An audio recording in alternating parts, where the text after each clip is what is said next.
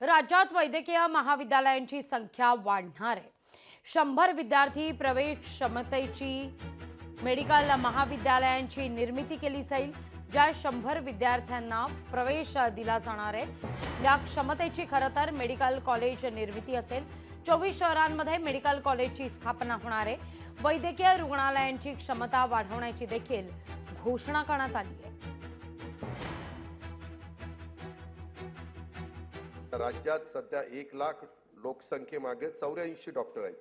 सन 2035 पर्यंत आपल्याला 1 लाख लोकसंख्येमागे 100हून अधिक डॉक्टर करण्याची साठी वैद्यकीय महाविद्यालयाची प्रवेश क्षमता वाढवणं आवश्यक आहे। त्यासाठी राज्यात विविध ठिकाणी 100 विद्यार्थी प्रवेश क्षमतेची नवीन शासकीय वैद्यकीय महाविद्यालय आणि 430 खाटांचे संलग्न रुग्णालय स्थापन करण्यास मान्यता देण्यात आलेली आहे।